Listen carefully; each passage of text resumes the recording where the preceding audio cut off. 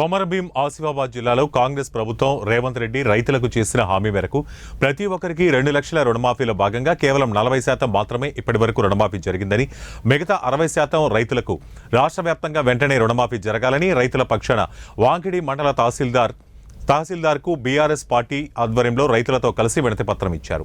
ఈ కార్యక్రమంలో మాజీ జెడ్పీటీసీ మండల పార్టీ అధ్యక్షులు Ajay Kumar, single window chairman Pentu, Wankidi మాజీ సర్పంచ్ తుకారం, మాజీ వైస్ ఎంపీపీ రాజ్ కుమార్ తదితరులు పాల్గొన్నారు. మీరందరూ కూడా ఇవాళ మనందరూ కూడా రైతుల పక్షాన ఈ పోరాటాన్ని సుదీర్ఘంగా రైతులకు న్యాయం జరిగేంత వరకు పోరాటం చేయాల్సిన అవసరం ఉన్నది తెలియజేస్తూ గౌరవ ముఖ్య అతిథులు ఎమ్మెల్యే గారు కోవలక్ష్మక్క గారిని మాట్లాడుతూ కోరుతున్నాం. రావడానికి కోసం 100 హామీలు ఇచ్చారు, ఇష్టం వచ్చినట్టు హామీలు ఇచ్చారు. మరి ఏదైతే రైతులకు ఆ రోజు మాజీ ముఖ్యమంత్రి గారు కేసీఆర్ గారు తెలంగాణ రాష్ట్రం ఏర్పడిన తర్వాత తెలంగాణ రాష్ట్రంలోనే ఏ రాష్ట్రంలో లేదు, ఎక్కడ కూడా ఏ దేశంలో లేదు.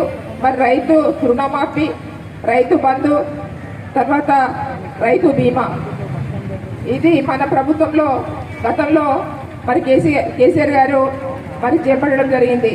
చాలా మంచి కార్యక్రమం. రైతులందరూ కూడా, పేద రైతులు అందరూ కూడా మరి వర్షాకాలం పంటకు కానీ, తర్వాత ఎండాకాలంలో వేస్తున్న మరి పంటకు కానీ, మరి 2 పంటల్లో కూడా మరి రైతు బంధు వేసేటోళ్ళు. మరి ఈ ప్రభుత్వం వచ్చిన తర్వాత మేము ఫస్ట్ 2 లక్షలు రుణమాఫీ చేస్తాం.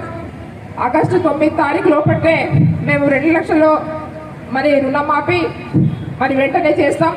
తెల్లారైపోయి మీరు బ్యాంకులలో మరి 2 లక్షల రుణమాఫీ అవుతుంది, మీరు 2 లక్షల రూపాయలు మరి లేపుకోండి అని ఇప్పుడున్న ముఖ్యమంత్రి రేవంత్ రెడ్డి గారు ఆ రోజు చెప్పిన మాటలు.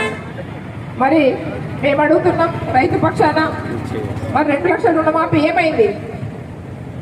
మరి ఈ వర్షాకాలంలో మరి రైతు భరోసా, మేము ఆ రోజు తెలంగాణ రాష్ట్రంలో కేసీఆర్ గారు రైతు బంధు పెడితే ఈ కాంగ్రెస్ ప్రభుత్వం రైతు భరోసా పెట్టింది. మరి రైతు భరోసా పెట్టి మరి ఈ వర్షాకాలంలో మరి మే నెలలో ఇవ్వాలి రైతు భరోసా.